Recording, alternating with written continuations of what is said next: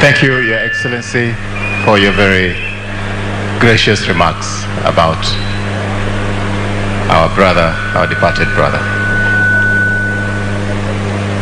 Dr. Michael Magoha and your beautiful wife, who I met. Michael, I have nothing to say. It's your turn now.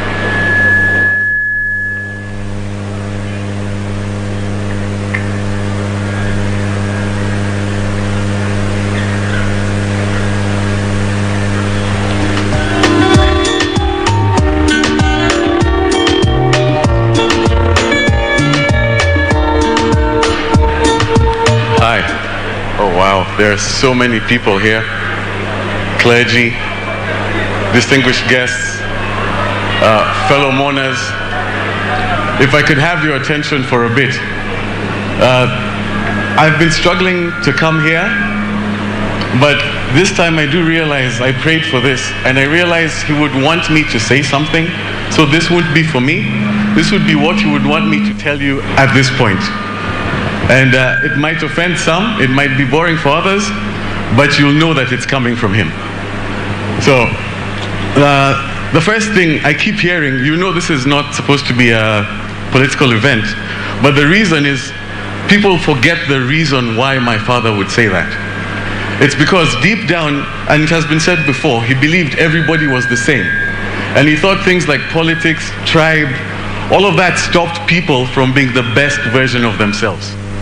He thought that if anybody ever focused on that, they forgot on just doing what they're supposed to do and being the best version of themselves. So that's one thing I'm happy that everybody's here, and you can tell, those who remember him, those who spend time with him, they always say it always comes back, and for that, I'm very grateful and very respectful. So that's the first thing. There are two things I have to say. Sorry, let me calm down. So there are three types of knowledge.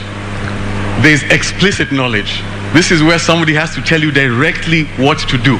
This is what you expect all the time. Somebody comes and tells you, do this, do this, do this, and you think you'll be learning.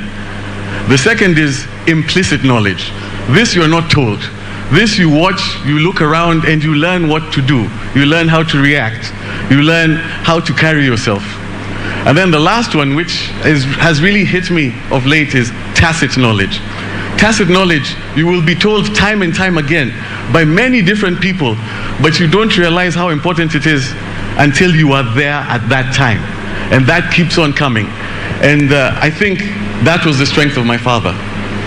It's because he was brash, he was straightforward, he was not perfect, but he taught me it doesn't matter what a person is. What matters at the end of the day is what they do. And I'll repeat the same thing that I want you to take back.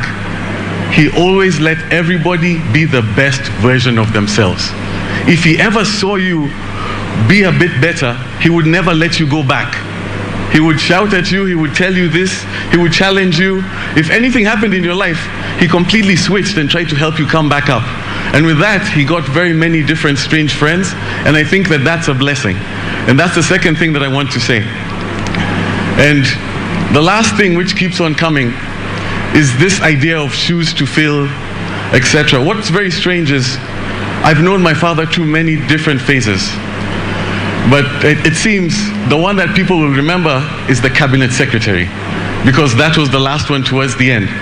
But I remember of all of his different phases, the things that excited him were never the position. The thing that excited him was the ability to do something. And I remember this story came to me yesterday, and I started smiling. It was the first time the results came out, and he got the call when he found out where number one came from. And I can't remember, it was this young girl. And I remember he was with me at the time, and he was so happy, because it has been said here, it's because he was able to give somebody a chance. And I think that's what needs to be remembered. He believed everybody was the same, and he always believed he would fight to give you the chance to do as much as you can for everyone. And I think everybody should try and remember that as we keep moving.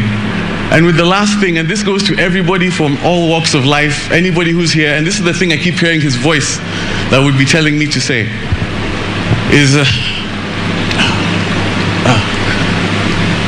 right now at this point, he wouldn't be too happy that everybody's focusing on the man. He would be happier in people focusing on the deeds. He would know that he was great, but what he would say is this, and he would tell me this: I understand it's well wishes if you keep telling me that I have big shoes to fill. He would laugh because he knows, and he has trained me, that is not the point. The point is for me to do my best, and if I see if I can help, I will try and help and make everybody be equal. I know that's my job. But the point that everybody else is missing, don't focus on him. Focus on what he would want. And what he would want is very simple. I don't have big shoes to fill. We all have big shoes to fill. This is for all of you. Wherever you go, start now. Be honest, try your best, upset people, but be forthright. You don't have to be the best person in the world. You don't have to be the nicest person in the world. But you know what you can do? You can give everybody an equal chance in whatever it is that you do. And if you do that, you will be honoring the memory of my father. So thank you all.